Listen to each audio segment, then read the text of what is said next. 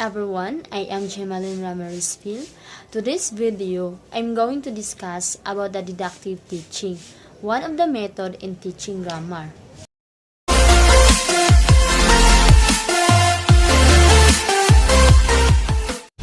Let us know first what is deductive teaching. What is deductive teaching? Deductive teaching is more teacher-centered.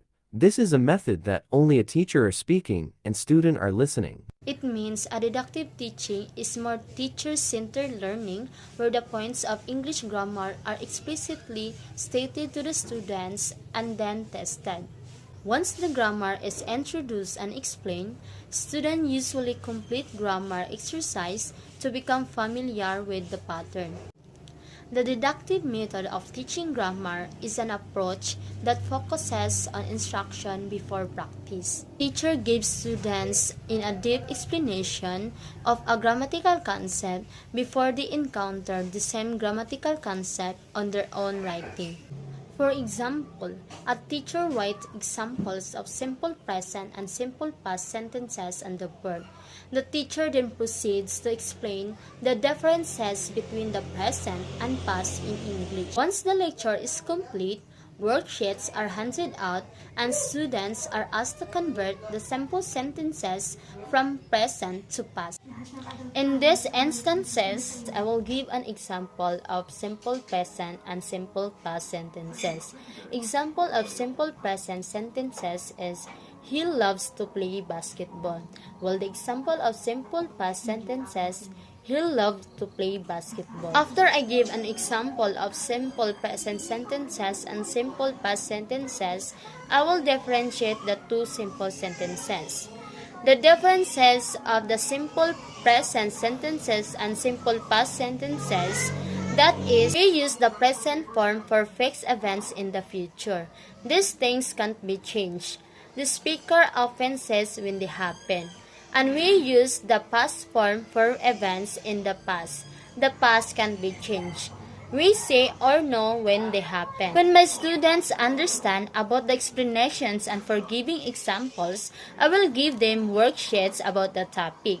My students are going to convert the simple sentences from present to past. Another example of deductive teaching. Teacher teach everything and students need to give an example according to teacher's example. Now, let's talk about the advantages of deductive teaching. So, we have three advantages of deductive teaching.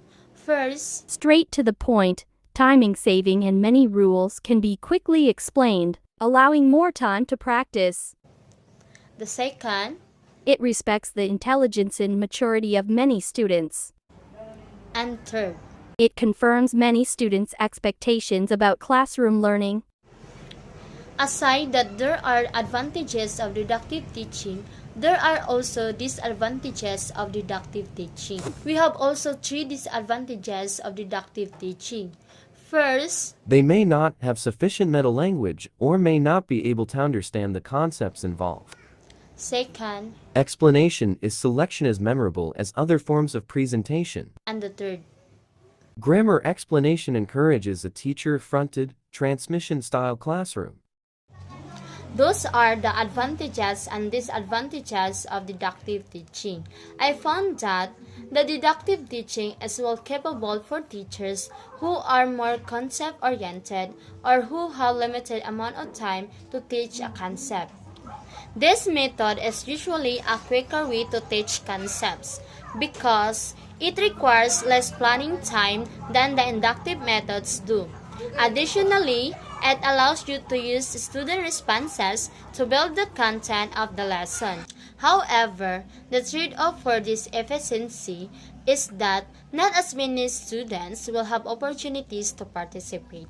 As a result, the possibilities for incidental learning are minimized. Planning a deductive lesson involves three general initiatives. First, planning the activity.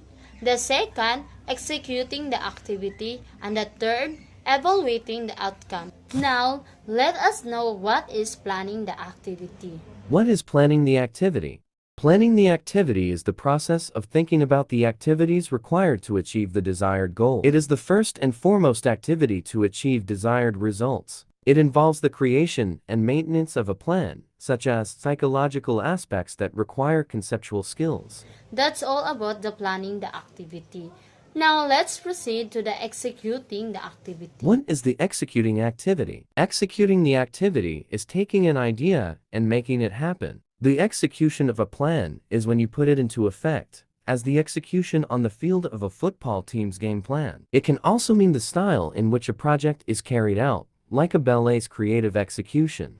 So that's all about the executing the activity.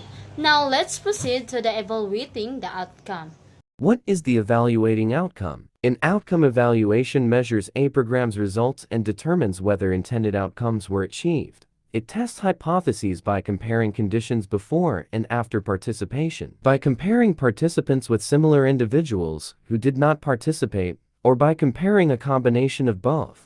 Those are the three general initiatives in planning the deductive lesson. That would be all for this morning, and thank you for watching and listening. Have a good day.